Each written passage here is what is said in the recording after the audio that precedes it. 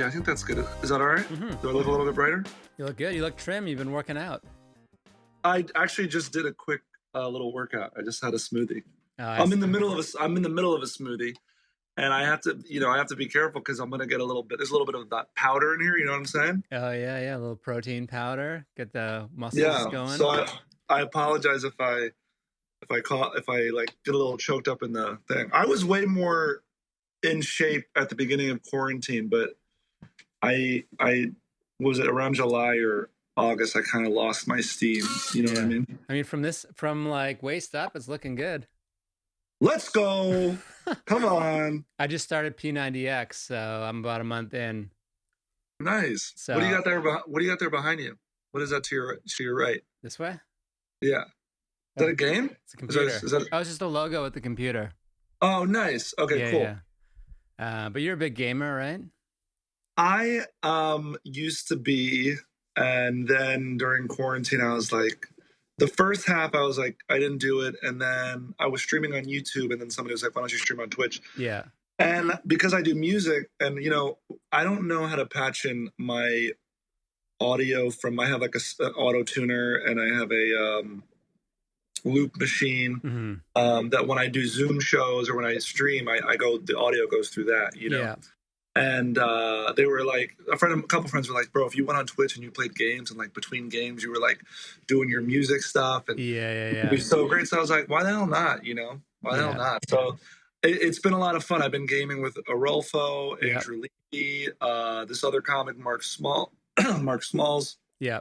Last night, Mike Falzone joined us with another comic or two. We were doing an Among Us stream. So it was fun. Nice. Yeah, it's so you got OBS set up for Twitch and all, like you got your audio patched into there now? Yeah, so I'm actually using Streamlabs OBS just because it was a little bit more user friendly. Yeah. I even before that, I'm so used to looking into this camera. There's actually like a DSLR camera above. Yeah. I got the both going too now. So. Yeah. Okay. Cool. Should I record myself? I can record on it. Yeah, it's okay. I got the system here. You look great on this end. Okay, sick. Sorry. I just wanted to try it out. I appreciate it. Next time we'll get it set up like that. Thank you for the try. I didn't know how set up you were because I know that sometimes you probably talk to comics who are not as well set up. Yeah. You know what I'm saying? So I'm just happy they're able to like accept the FaceTime call. Oh my God, yeah. I've actually a lot of comics have been reaching out to me. Yeah. About like essentially like how this stuff works, you know what I mean? Podcasts and all that. Or just like getting set up to stream and doing audio stuff. And I even made a YouTube video that was like, here's my live stream setup. Yeah. You with a song or just like? Oh no, it was just a normal video. I've been a song on how to set up Streamlabs. What cameras, what lighting. Like I use these $20 but like, do it to music. Lights. Do it to like the thing is I'm working so hard to put out like a new song every week that I'm I don't have the mental energy to get a new one going, but I might do something like that, right? I can do something like that. Yeah. Well, Morgan J, I want to ask you, is that your real name or is that like Hollywood? Morgan J Venticinque is my first, middle, and last name. So you just lopped off the ethnicity right before there was all this pro-ethnic? Well, in New York, in New York, people can never say my name when they brought me on stage. So when I moved out here, I was like, you know what? And by the way, the fan will turn off in a second. It's just what happens. Let me make sure on the activity monitor it is totally closed. Yeah, it will turn off in a second. Yeah, it'll cool down. Yeah. So in New York, they could never even say my name right. So I was like, when I moved out here, I was 5 or 6 years into comedy. Yeah. And so I just kind of chopped off my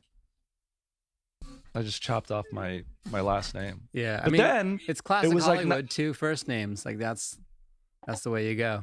The first guy who took my headshots, I was 18. He was like, you should change your name to JP Morgan. I was like, aren't there already people like there's like the bank and there's like an actress with that name. So there's an actress? There was an actress with that name, JP Morgan. Right. You can't get into SAG with a another JP Morgan. You cannot. Who was there's this comic Anthony DeVito. Yeah. And there was another comic named Anthony DeVito. So his name is Anthony P. DeVito. Mm-hmm. Like these little things, you know. But I chopped off the last name because I didn't want to have an ethnic last name moving out here, because I didn't want people to assign me with an ethnicity. You know what I'm saying? Because I'm ethnically ambiguous. Right. So I wanted to come out here and be like, oh, I can do whatever. You want me to be Spanish? You want me to be Persian? You want me to be Arab? You want me to be Middle Eastern? You know? Yeah, you got it all covered.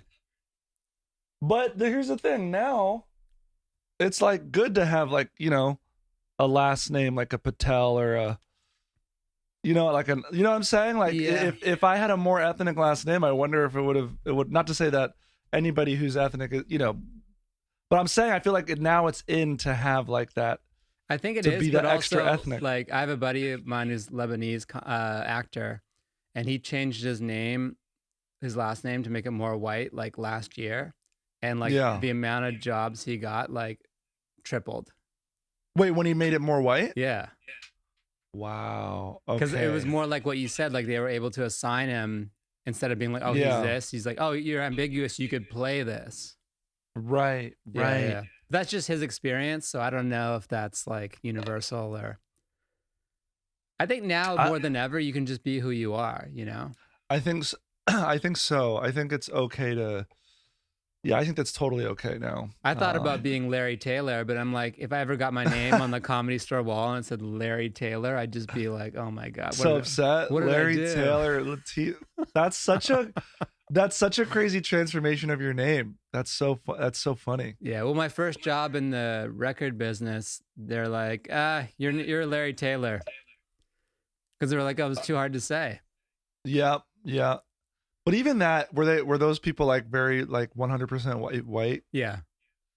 So isn't that like, I don't want to say, that's what I'm talking about, man. It's like you know, some people are like, the other day a friend of mine was like, are you a white guy? And I was like, just by us like having a conversation of having to think about changing our name. Yeah.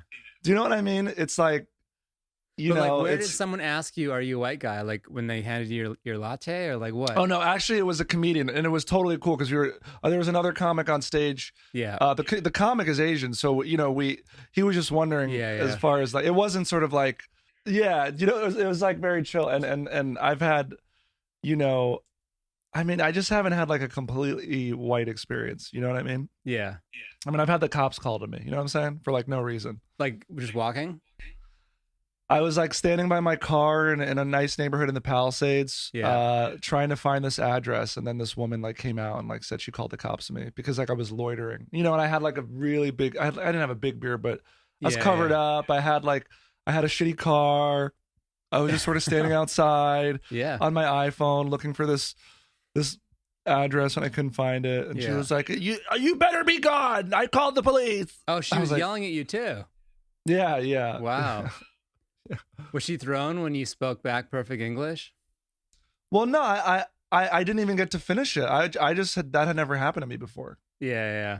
I was just sort of, my first initial instinct wasn't anger. I wasn't even mad because I was just sort of like, this woman doesn't really know any better. She doesn't really know. Like, well, you're lucky it didn't go all bad. Like they could have been guns drawn. I know. Well, like, this neighborhood had its own security. And so I went up to the security and I was like, hey, I'm looking for this address. I can't find it. And he was like, all right. And at the end of the day, he came back and he's like, oh, I found it. It's down the street. Yeah. So it was fine, but those neighborhood security people, they're pretty cool. Like they're really chill. They're just like, yeah, we know this girl's crazy. Like they know all the neighborhood nuts, you know? Yeah. But you came out here for comedy from New York? Yeah, I moved out here, I want to say 8 years ago, 2012, the first day of March. Nice. I got here February 28th. I came from New York in 2006. So. Oh, wow. Okay, so you've been here for a minute. I mean, yeah. I want to say 100% of my move was for comedy, but I also moved here for a girl who I don't see anymore. But a big part of moving out here was... I would have had so much respect after you said girl if you just picked up the guitar and went into it. Bro, I have it. I have it ready and I have it locked and loaded. But a girl you're no longer with.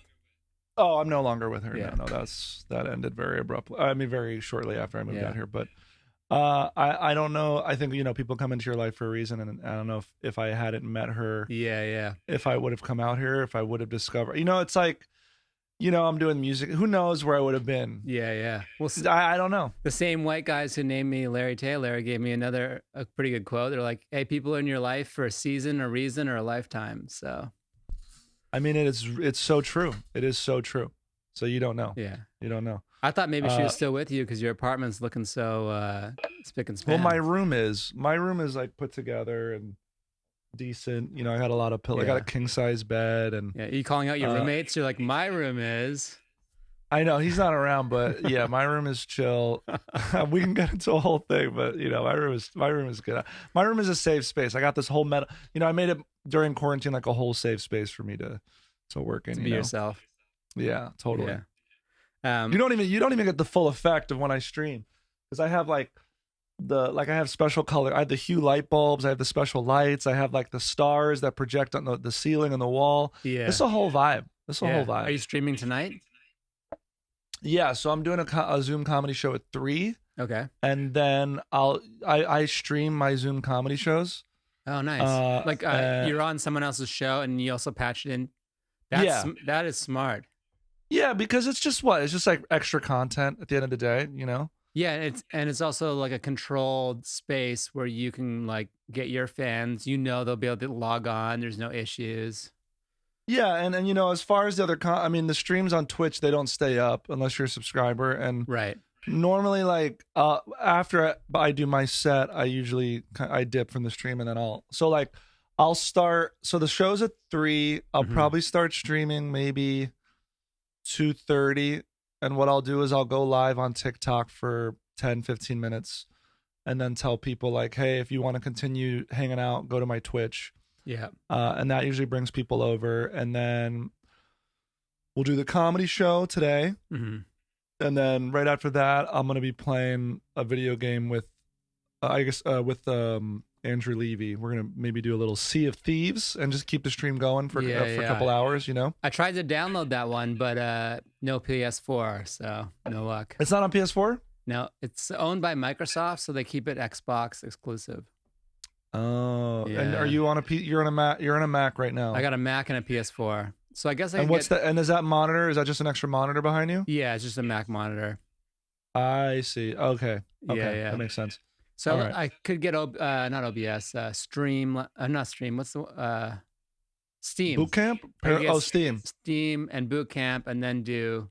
It's a lot, though. I was like, this is a lot.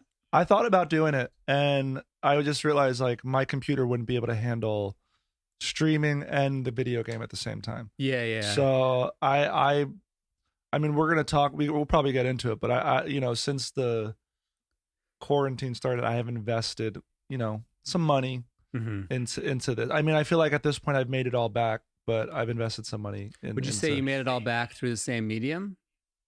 Yeah. Like through donations or how? Yeah, so it was March 11th was my last live show. I had college. Oh, really? Yeah. So I was flying back from Arkansas the 12th. Yeah. And then the students literally told me, I got an email like, just so you know, you were the last show we had live because I had musician friends who were performing at that same college the next day, and they were like, oh, our gig got canceled. Yeah. So that was my last gig. And I was reading the news, and the news was saying like realistically most vaccines take at minimum 18 months. So and then I also messaged a friend of mine who's a big music manager, and I said, when do your artists think they're gonna when does your company think your artists are gonna go back live? And she was like, the earliest is spring 2021. Wow. And and then I was supposed to be in Scotland in August for the Fringe Festival, right? And then that got canceled. And then so I was like, all right. And then I saw like Audrey had like immediately and Tommy Callahan immediately started a Zoom comedy show. Yeah. And then I thought, all right, if I'm going to stream or if I'm going to pivot, I want to make sure I do this right. Not to say that they didn't do it right. I'm just saying like, I could have definitely jumped in and done something. I had a really successful monthly show.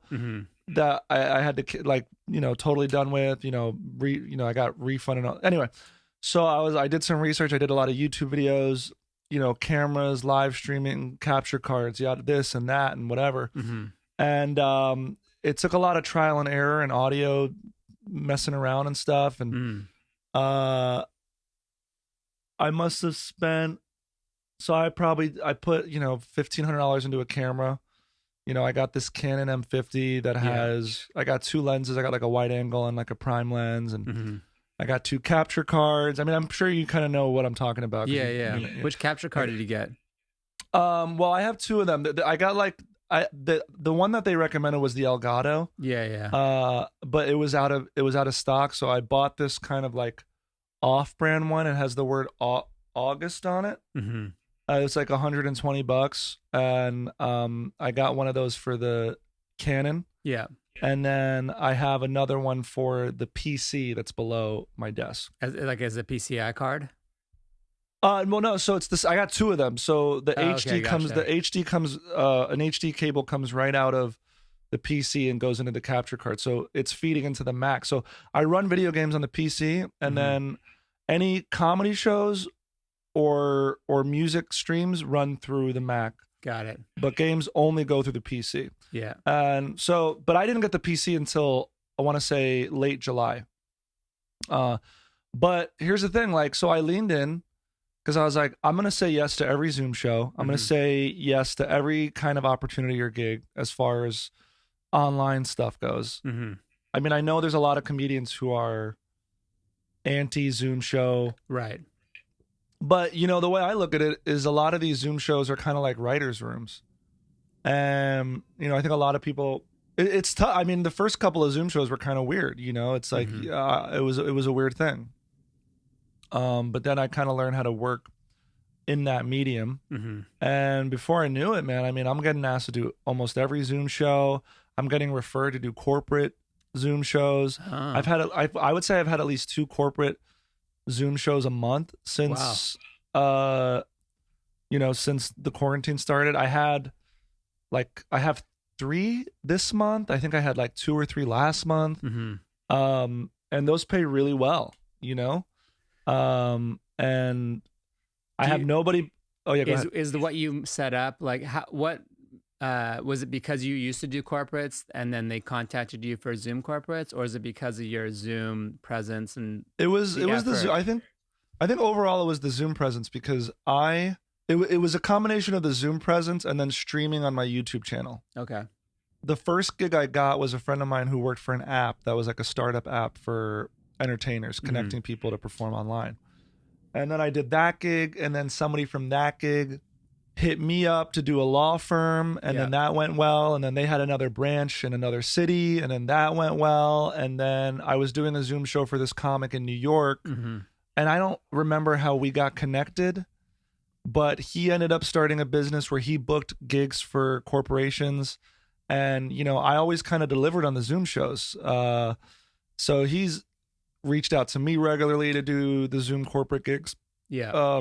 It just sort of like kind of happened organically, to the point where, now I kind of have like a spiel when I talk, like people reach out and I have a spiel as far as like what I offer for these gigs. It's a different medium, so it's not quite like a normal corporate gig. Yeah. Yeah. What's your spiel? I'll let you know. So essentially it's like for a happy hour, like a lot of these, companies and Zoom corporations, they have Zoom happy hours. So, I did Yelp. My friend Greg Santos. I don't know if you're familiar with Greg, but Greg had a friend who worked for Yelp in San Diego, and was like, he got hit up by him and was like, "Hey, would you be interested in doing like a Zoom comedy show for Yelp? I don't know if it pays anything." He was like, "Nope, but I know somebody who might." So this was all donation based. Yeah. So we did a litmus. We did like a test run in called Yelp Elite Members for San Diego, and he blasted out this email to Yelp members, and I just was like, yeah, I'll do like a 30 to 40 minute set on Zoom. I'll do it donation based, and I would just pop my info in the chat, and then that first gig, I think I got like $150, and then he's like, this one great. I'm gonna send it out to every Yelp team in in America for the most part. It was like maybe 10 or 15 cities. Yeah. And then I did like another 5 or 6 of those. And those went well. So I was averaging like for those gigs, it was like $100 to $200 Zoom show to do 30, 40 minutes from my desk. I mean, it's like, I couldn't ask for a better gig. And then I was realizing how much time I was saved from not traveling, from not waiting in the back of a comedy club, from not, you know what I mean? So as far as the corporate gigs, then I felt a little bit more confident selling myself because I got better and better. So I was like, all right, for the corporate gigs, it's $300 for a 15 to 20 minute set, for a Zoom happy hour set. And essentially like either I show up at the beginning, I do 15 to 20 minutes where I like do crowd work. I do a couple of my songs and, then I dip.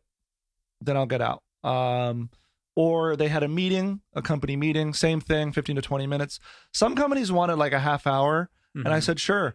But I'll tell you right now, like there was 2 cases where they cut it like after 15 minutes because it wasn't that I wasn't doing a good job. It was just that for Zoom, it's not like it's not like a live comedy show. So it's hard to keep people engaged, keep people entertained. They have too many distractions. They have one time I did a Zoom show, a woman was leasing a car at a Nissan dealership, like in the middle of it. So I was like, you have to like, I think if you are going to be like doing Zoom comedy, you have to be kind to yourself and have lower expectations because somebody could be leasing a car in the middle of your set. Right. You know what I'm saying? Totally. So you gotta take it easy on yourself.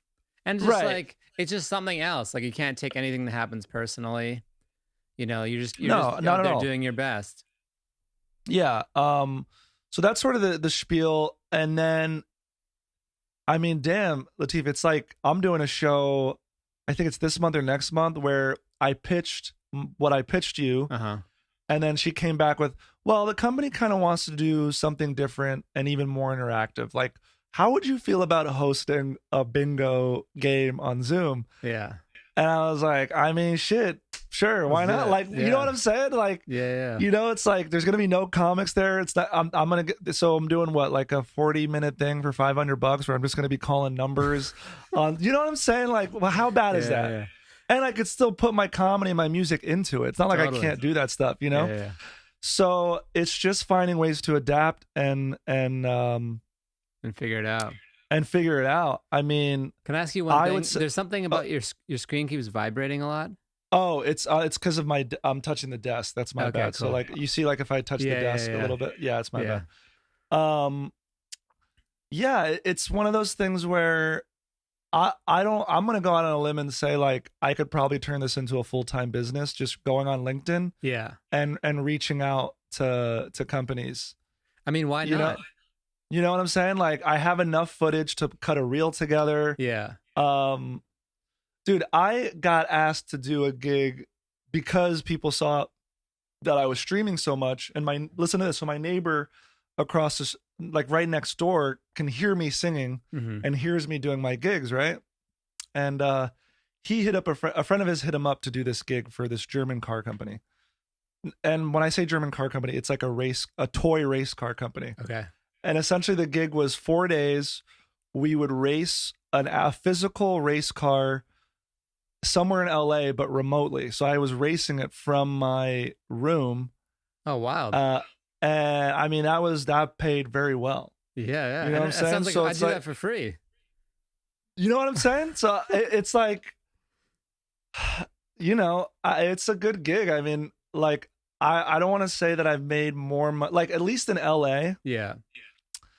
They have all these small shows and small sets. You get $20 here, $20, whatever it is, right? Yeah. I've probably made more money as a comic in the last couple months doing these gigs than I did before. Yeah, obviously I'd had like colleges gas money and corporate gigs for LA. You know what I'm saying? Some food after, yeah.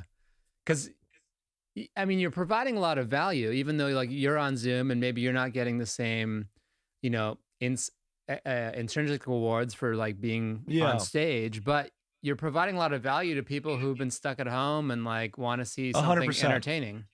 Right. And for me creatively, it's been a huge evolution. Like when I do these Zoom shows, I don't even use the guitar. I've like made songs. I don't know if you've seen any of my Instagram videos or the new songs I'm putting up, but I barely use the guitar, and so I just have singing. Yeah, I have it's singing, and then I have an auto tuner, and then on the loop machine that I have like programmed sound bites and songs that I've made over the quarantine. I've kind of told myself that during quarantine there's no like right or wrong answer. There's no it's right also or wrong period. Yeah, I'm just saying, like, Ron Funches just did like a Zoom comedy special, and I'm thinking of like, for the comics who don't want to do it, I'm not trying to talk smack.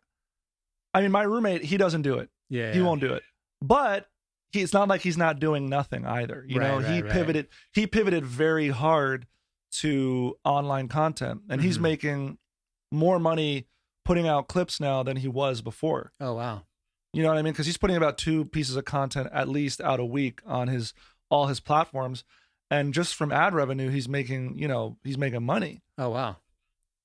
So I think nowadays you have to be able to be flexible and pivot. Yeah, you got to be able to maneuver the landscape, because it's going to change again. Now it's kind of like, all right, there's some live shows, but you can't just give up on what you're doing before, because that's, like you're saying, it's working. So you have a real business here. And all of it helps the other thing. So if you're good at live streaming, or you build that skill, and then things get back to normal, you can keep live streaming. And then if you build your audience, you could be like, hey, by the way, I'm going to be live in Tampa next week. Yeah. So for the people in Tampa, get your friends to come out to the show. You know what I mean? It's just like another. Yeah. I got a buddy who started investing in Reels when Instagram Reels came out. He's like, let me make funny content for this. And he's gone from like 6,000 or 7,000 to 20,000 followers in like a month. Maddie Chimber, you know him. Oh yeah.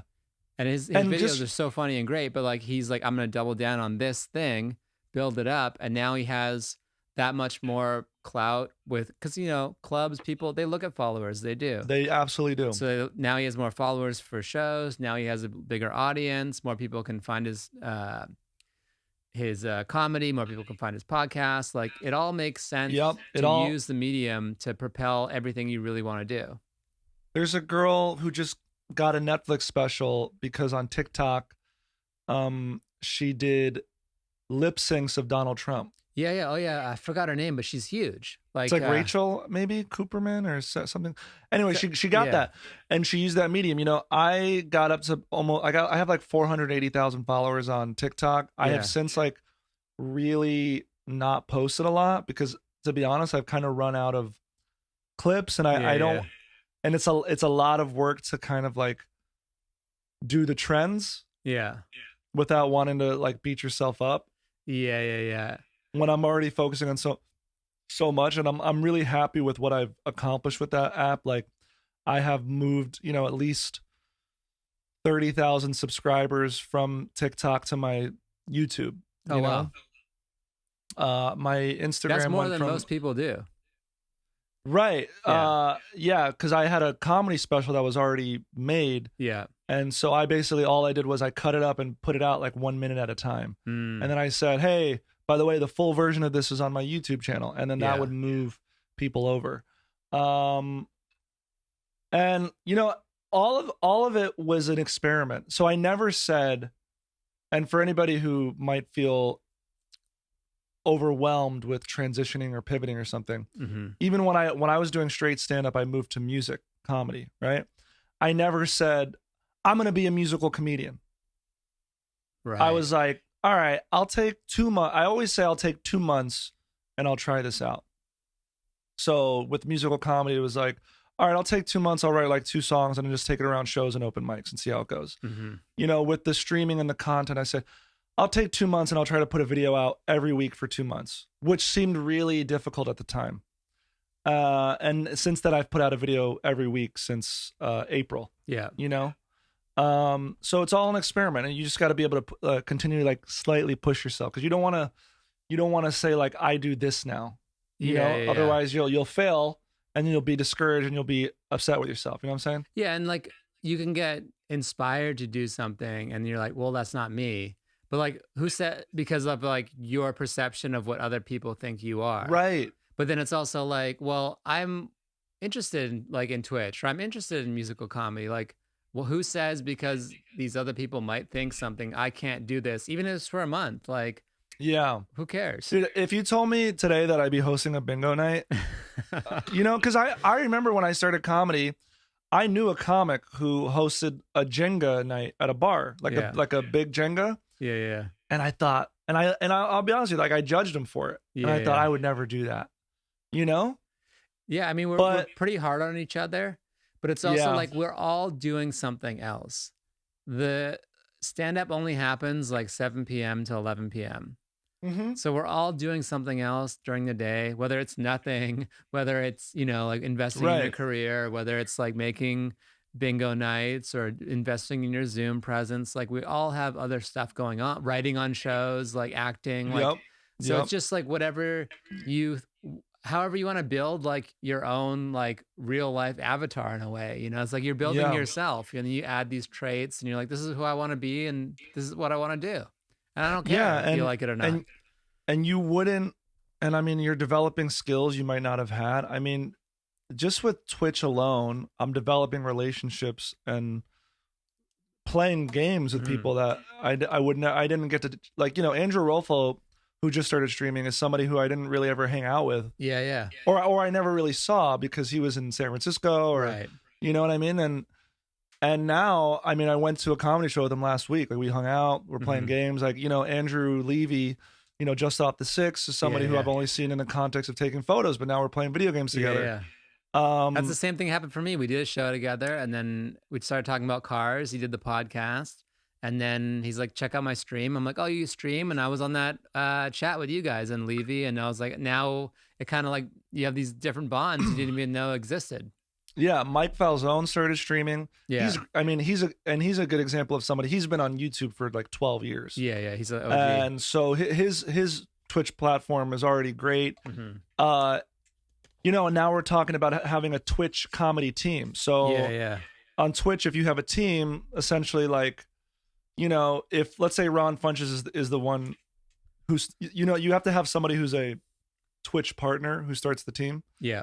But you know, let's say, and Twitch partner, for those who don't know, that's like a certain tier of being on Twitch.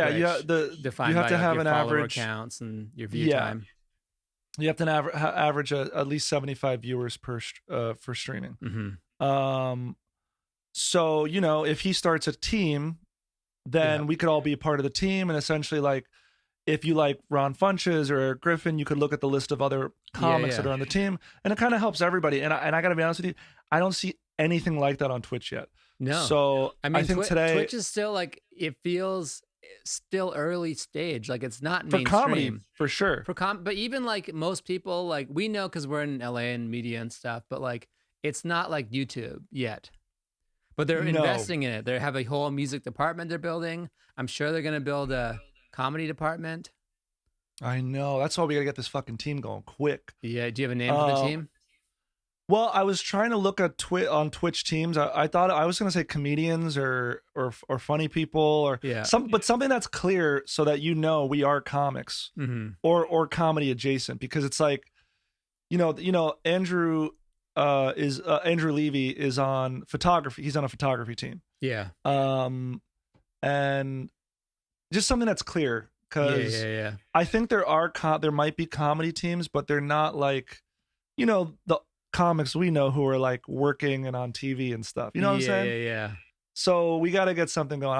I'm thinking about. I don't really have a big relationship with Ron Funches or Eric Griffin, but I will DM them today, and if they don't get back to me, I'll ask. I'll see if Andrew's willing to. Yeah, Ron is a huge gamer. I mean, that's a big part of his act and his personality. Yeah, I'm gonna drop him a message, and he's a really nice guy at the end of the day. So. Yeah, totally. Well, speaking of TV, like, how did you get on to Bring the Funny on NBC? Bring the Funny.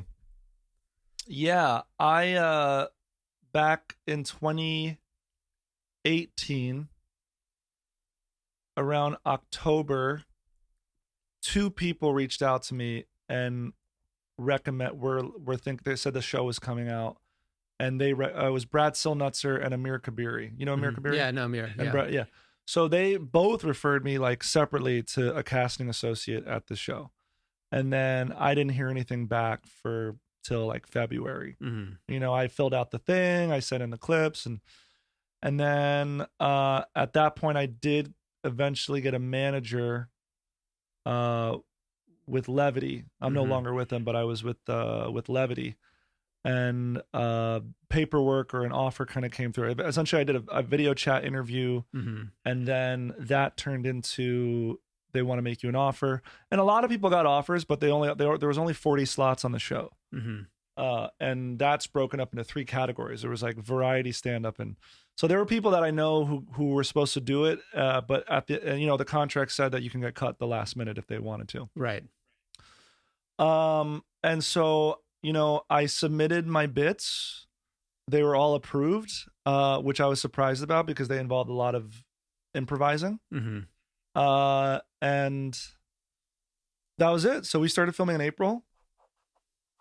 I'll say this. I thought it was going to be, everybody was really talking a big game. Like this is going to really change your career. This is going to be a huge deal. It's going to be like, it's not like Last Comic Standing. It's going to be so much better. And, and so I try not to get excited about anything anymore, but everybody was talking such a big game about this. And so I was like, all right, Bentley, let's take it. Right. No. Okay. I bought a house. I put it down. I should have streamed this whole conversation. But then you would have heard the fan. So I dropped this. So I'm sorry. So yeah, so I did the show. Yeah. I made it. I got 3 national network appearances. I was told that everybody at the show really loved me. I had a general meeting with, programming there. The showrunner was like everybody, like, I was really easy to work with. I got super good feedback. And obviously those shows, there's sort of, they're putting on a TV show, Yeah. If it was like World's Funniest Comic, it'd be a different thing, but it was like, it's a show, it's a spectacle, it's a vibe, it's a produced there's drama, event. there's arcs. There's a thing. And I know that I had great sets, for my first television appearances. I think as comics, I know me and I know other comics will watch other people's sets on Conan or Tonight Show, and we're like, man, they seem nervous, or this doesn't seem as funny as it normally is. And and then after doing it, you kind of realize how much editing goes on, how much producing goes on, right? How much the people at the show are like, say this, not that. I had notes that were like, you can't say the word iPhone on TV. Because it wasn't it's little brought to you by like Samsung. That. Like you can't. What I'm saying? Like there were things I couldn't say. So many little bizarre adjustments. But the show came and went. I thought I was going to get signed to a big agency. I thought I was going to be touring a bunch. I thought I was going to have And to be honest, like nothing really happened. Like I don't want to say nothing really happened. I got the blue check mark. I got a little bit more clout. I got my TV appearances. When I do reach out, good credit when you're like, hey, as seen on is always a good credit. Yeah, and I have 3 national appearances. I mean, granted, every set on the show was like 2.5 minutes. And at the end of the day, I learned a lot about working on TV and working with a network. Working with so like. I think it's one of those things like the first time you do a live show that you're paid for, you're nervous, right? And then the more you do it, you get less nervous. So I think the second time I do a TV show, I'll be less nervous. Right. And then so on. And you know what I mean? I'll just get better and better at doing that medium. Yeah. There's a certain element of like, once there's that big production behind it, you lose control and then you have to accept that you're going to lose control. And that makes you less nervous and more accepting of what the outcome's going to be. Because you're like, all right, like I'm going to do my best, but there's an editor, there's a producer, there's a direct, like all these other things. It's more like being an actor in a way, It's like you go on set, you do your best. You're like, all right, well, I hope this is good. And you go home. Right. It just was like, it was a good experience overall. Yeah. Overall, it was a good experience. I was talking to Lachlan Patterson. Yeah. Because he was on Last Comic Standing and he was a runner-up on Last Comic Standing. And he lives in Venice. He lives like 5 minutes from me. And, I would reach out to him for advice and guidance. And I'm like, because I know some people were really, there was some comics who were really nervous about doing it because it was one of those shows. You don't really have creative control over the edits or how it's going to turn out. Yeah. And, he was like, look, you literally have nothing to lose by doing this. And And he was right, because do you hear that? Somebody just started taking a shower in my building. No. Okay, great. All right. So if you don't hear it, it's good. Okay. Yeah, there was nothing to lose. And I don't want to say there was a couple of comics that kind of got edited out or only had one joke or even half a joke that showed up on there. So I'm very lucky about how it turned out. And it only added to the clout. I mean, yeah, exactly. I literally just got news this week that I got into the CBS showcase. Oh, nice. Congrats. So, thank you, man. So had I not done the TV show and maybe built confidence, or, it's like, you don't know what it is. And no one's going to remember, you're going to use it in ways for your career now that have nothing to do with what actually happened on the show. So you're leveraging it in a way that has nothing to do with the clips. It's just like more, you have the check mark. I was on TV. You're on NBC. Like that's what you're leveraging that. And like very few people, the internet's so big and things are happening so much, like they're not going to be like, whether your clip is good or bad, they're not going to be like, that's not going to be the decision they use to judge the rest of your career.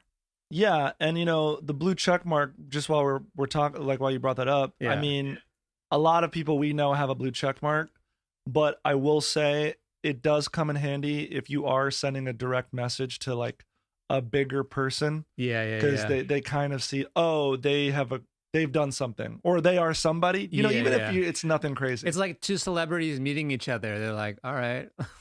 A little bit,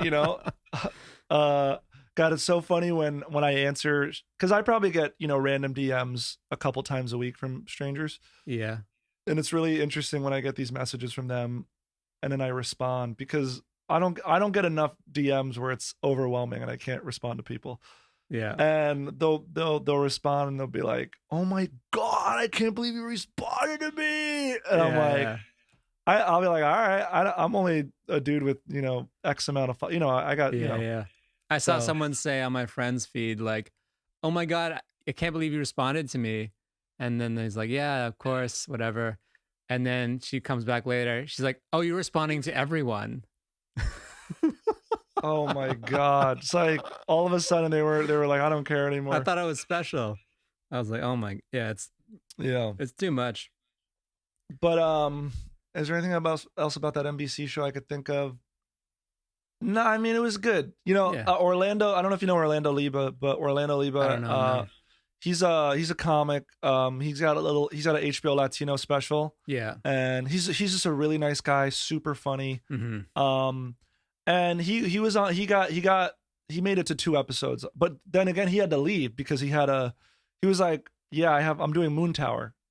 So he was like, "I'd rather do Moon Tower than stay on the show." And I told the producers that. So, but he was just like, "Bro, all this show is a commercial for you." Yeah. And every time you're on the show, it's just one extra commercial. Honestly, I only saw it as commercials. Like I never ended up catching it live, but I would see the commercials a lot. Yeah.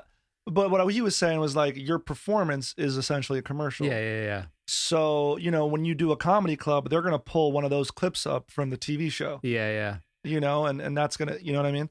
So that's how you got to think of it. And now it's not enough, a decade ago, maybe, or 2 decades ago, if you had a Tonight Show set or a late night set, that was enough to propel you into like national headliner status. Yeah. But now it's you. It's like your content has to propel you. Your presence. You have to propel yourself. Yeah, and it's like, before the industry could really make a person famous and kind of push you to the front. And now, TikTok has shaken so many things up. Yeah. Or any social media platform where these people are kind of building their own. My roommate Brent, he doesn't have any representation, but he's making, at the moment, like several grand a month just on ad revenue. Okay, I'm trying to guess which Brent this is, but he does like a Joe Rogan impression, a rock impression. It's just I could send you his link later. Yeah. You could probably talk to him too.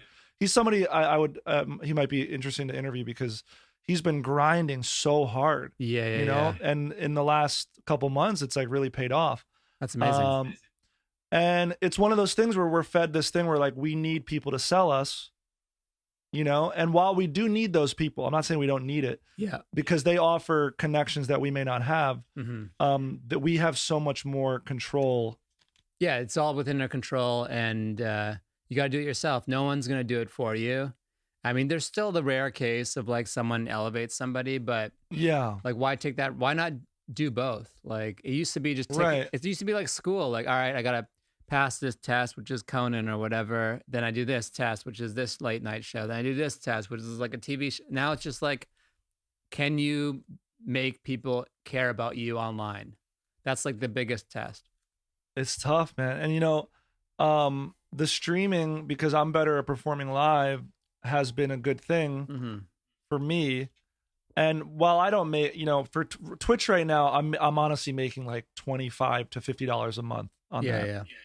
But I'm it's like this, it builds, and then you have a lot. Yeah, and then you hit that critical mass. Yeah. And before you know it, you have 10,000 followers, 1,000 subscribers, and 1,000 subscribers equates to $2,500 a month. You know what I'm saying? Really? Yeah, so, if every subscription, so it's $5 for a 1 month subscription. And let's just assume you have 1,000 1 month subscriptions. That's $5,000. Yeah. And then Amazon takes half of that. And so you're left with about $2,500. Okay. And then, obviously you're going to have to, if you're at that level, you're going to have to, pay taxes and things on it. Right. But you could also write off, every single thing. Your camera, your internet bill, everything. So, my only fear with it is, because I have been playing a lot of video games, is that I'm like spreading my talents too thin. Yeah. So it's like, while I'm doing this, am I neglecting my musical talent? Because I haven't really been practicing guitar as much. Yeah. I have, so like when I did it's addictive. Like doing the video game stuff is addictive in a way that is like very addictive. Writing with a pad is not, Yeah, and you're having fun. Yeah. So who wouldn't want to be a professional gamer or streamer? Yeah. You know what I'm saying? That so moment I gotta when Drake played Fortnite was like a tipping point for Twitch and gaming and everything. It was so huge. Well, some of these gamers, man, like, some of them have 30,000 viewers per stream, but they're streaming for like 5 hours. So imagine you're maintaining that audience for 5 hours. Yeah. It's not like a TV show where you have, a million people watching for 20 minutes. This is like sustained. That's really hard. And now like there's a progression of what they're doing production wise. Like it used to be just them in the corner. All right, now we got a green screen, but now they're editing, they're zooming in, there's things flying on the screen, and they're so, like the top streamers, they're so engaging to watch. The best example I can give is Dr. Disrespect. I don't know if you know who he is.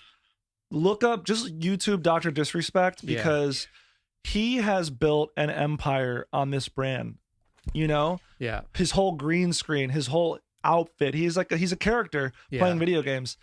And that guy, I mean, he's inspiring, to be honest with you. He's like taken this medium and has totally elevated it to a whole other level.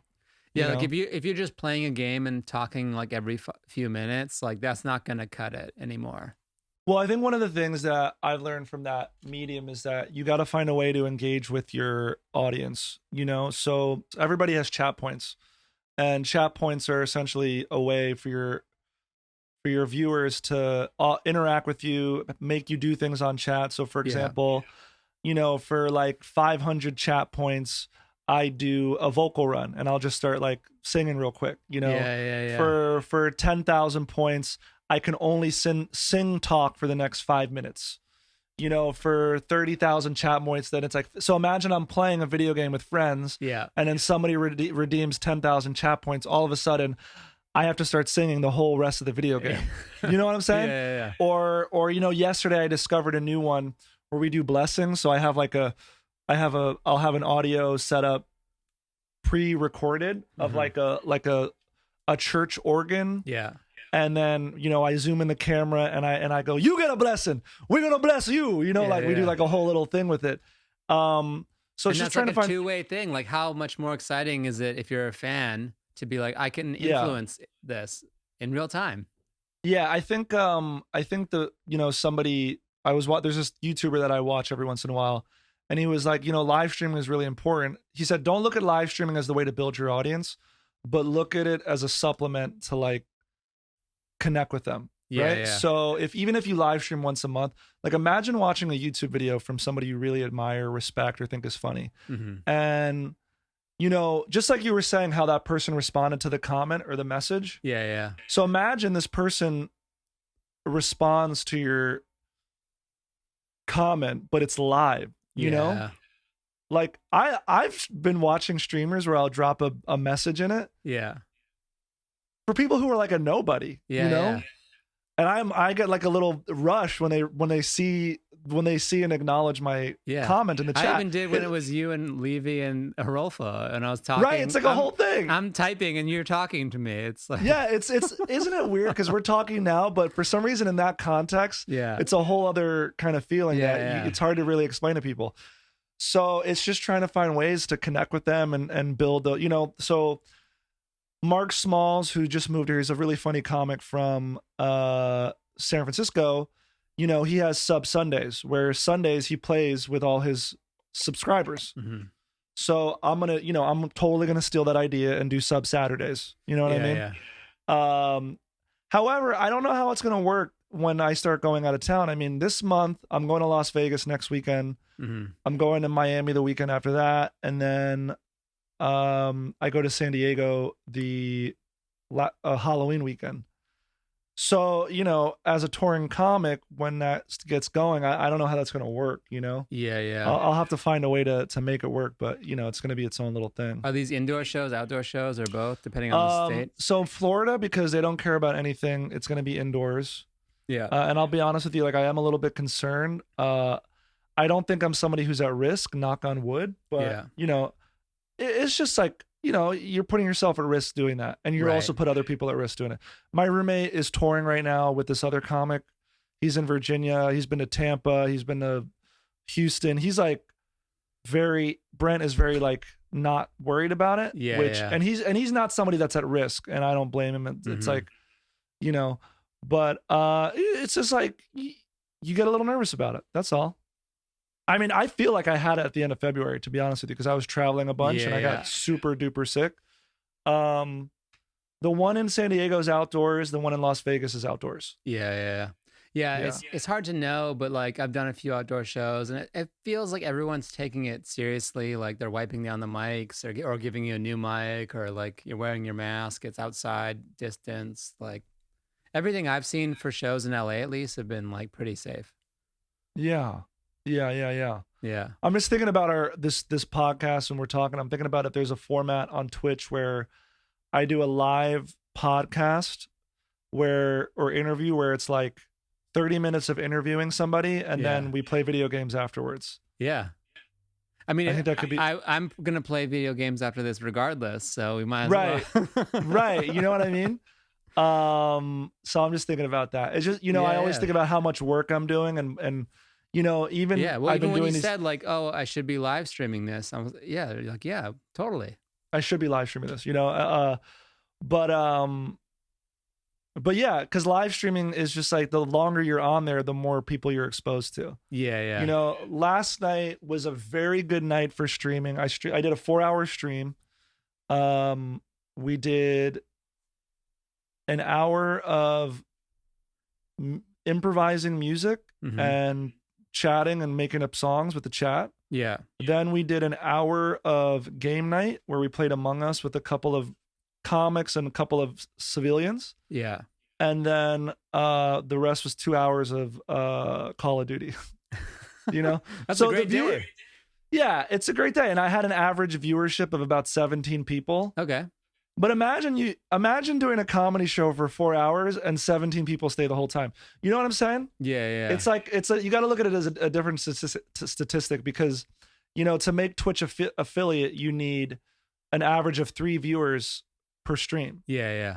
And that seems like a really low bar, but it's actually kind of hard. It is hard, yeah. Especially if you're not anybody, right? Yeah, I mean, I just started my Twitch, but every time I get a follower, I'm like, yes, like I'm so happy. You should, bro. You should celebrate every follower on Twitch because like a Twitch follower is equal to like I want like 100. It's so Instagram much harder followers than all the other ones. It's so much harder than all the other platforms. It's kind of like how YouTube is still hard, but like it's like at that level. Yeah, I would say TikTok is the easiest, then Instagram. No, TikTok, Instagram, YouTube, Twitch. As far as acquiring viewers. And Twitter's hard too now. I honestly don't even really fuck with Twitter. Yeah, I could tell you didn't include them in the rankings. I don't even really. I have the blue check mark on Twitter, but I feel like I don't have anything to say. Yeah. I have a lot to sing, but nothing to say. You know. Yeah. How hard is it to follow you on a scale of 1 to 10? Oh, like on a live show? Yeah. That's interesting. It's really interesting you asked me that question because I do think it's very hard to follow me. It is. And I don't say that to like toot my own horn. It's more like, I know like I do a good job. Yeah. But if I'm doing music and you're somebody who's booking the show, you know, I've told producers like, hey, you know, I would recommend putting me first or last. Yeah.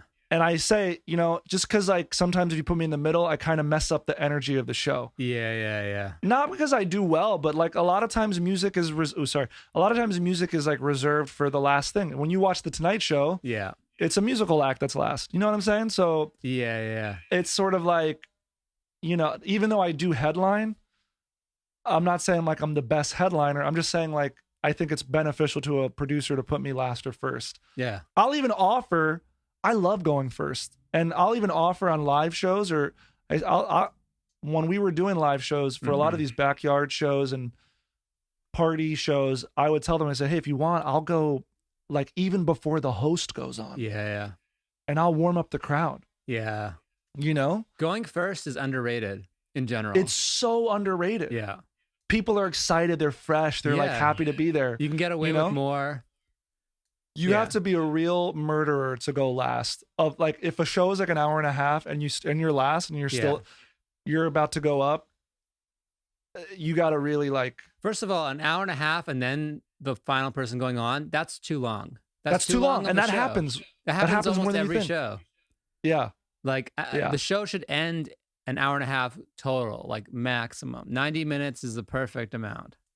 It's so funny you bring that. You know, Danny Jollis and I, a long time ago, we were joking about like people not putting us last or kind of like taking us seriously a little bit. It was like an aside, right? Yeah. And you know, I think as a comic, you should also want the person before you to really murder it. Yeah, because you want to ride the wave. You're gonna ride the wave. It's only gonna make your set better. And it also keeps you on your toes. You know, like I think like there's people that will, you know, a lot of times I'll go on like second to last because I'm not a big name. But you know, bigger names will be like, damn, I got to follow that. Like the show ended. Yeah. You know, and they'll say that during the set. And I think like you should want, who is it that had some Patton Oswalt would have Kyle Kinane open for him. Mm-hmm.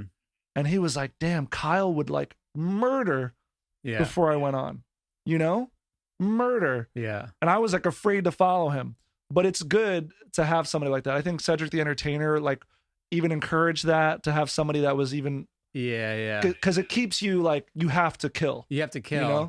But you're all, like, if you're doing the hour, you're doing something different too. You're building, you're slowing down, like you're switching gears. Yeah. You're doing 20 minutes. You're just out there, boom, boom, boom, boom, boom, boom, boom. Good night, you know?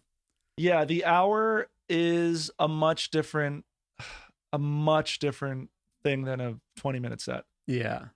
Every like 10-minute increment, the vibe changes, I feel like. Yeah. But I do agree with you. Like, following someone who did well is better for you. It's better for the show. It's better for the show. Yeah. I mean, or following someone who does pretty good. I mean, following someone who because you can destroy the show like the third comedian in, and then it takes like 2 comedians to get back. Yeah. It's, I prefer a good host is important too. Dude, a good host is like I feel like the most important thing. You set the tone. You know, I ran this monthly show, and then when I first moved here years ago, I ran a monthly show in like a house. Yeah. And I didn't trust people to run the show. I didn't trust people to host the show because, you know, as the host, it's not about you. It's not about you. It's not really your job to like be the funniest on the show. If you are amazingly hilarious, that's a plus. But I mean, it's as simple as like, hey guys, are you ready to start the show? Yeah. Everybody claps. And they're like, guys, that is not enough energy. Yeah. We got to get, like, it's easy as that. And you'd be surprised how shockingly hard it is to find people to just do like those two things. Yeah. Get the energy up and keep the show moving. Yeah. That's why I hosted my show always. Cause I was like, I didn't trust other people to do it. I actually had a guest host once and it worked out great. But it was just like, it was such an important part of it that, and also like you're making the other comedians feel good. You're bringing them up. You're talking, like you're keeping the show alive in a way. And I bet that person that guest hosted for you, you probably like thought about it a little bit, right? You were like, who would do a good job if I'm not there? I picked someone who would host well, who I'd seen host I mean, we know there's people, you know, Brad Stillnutzer is somebody who always hosts really well. Yeah.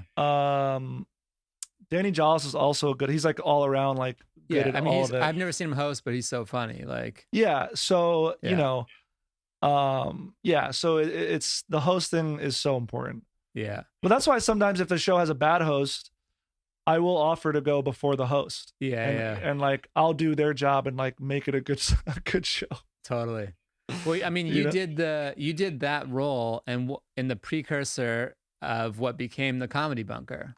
Because you opened for So Far Sounds. Oh, yeah. At the venue. Yes. And then when I saw that, I'm like, this needs to be a comedy show. And we created the Comedy Bunker. Well, that's kind of where I developed that skill was So Far Sounds. It's, I mean, I don't know how long the podcast is, but the So Far Sounds thing was like instrumental in developing my act. Yeah. You know? Because it wasn't a comedy show. It was a place in LA where I could do 20 minutes to 30 minutes. And then when I started hosting the shows, I had to do something different. And that's where the musical crowd work started. Yeah. You know, and that's how it kind of grew. So that's how the whole act kind of evolved. Yeah. You know? I felt bad for the musicians who had to follow you too, because they're like, it was still hard. Yeah. It was good. I'm like smiling and happy about it. And they're doing one. So it's like, you know. Ah, man, I love those shows. They kind of stopped booking me even before quarantine. They had like new leadership that changed over. Yeah. And they kind of like moved away from the comedy stuff. It was a good run while we had it. And I was able to get a bunch of other comics into that world to like host events. I just didn't know why they were so against it. It was like, wouldn't you want to have a funny, positive comedian open the show up? Then, you know what I mean? One thing I also noticed about your act is like you get a lot of people wanting to talk to you after the show. Yeah, I noticed I was doing something right about 2 years into doing musical comedy. People started filming my sets with their phone. Like I saw one phone go up and then another show there was two and then like more phones started going up. And I realized like you're either, you know, committing a crime or a police officer when somebody starts filming you or you are doing something dope. Yeah, they want to remember this. Yeah. And it is so interactive. I think, you know, somebody described my act, an audience member was like, you know, when I'm watching you, it kind of just feels like we're hanging out. Yeah. And I think that was the biggest thing. Like when I look at somebody like Dave Chappelle, who I love, you know, you feel like you're kind of hanging out with him and he's talking to you. Did you watch that like 4 or 5 hour set he did? It's on YouTube from the comic strip.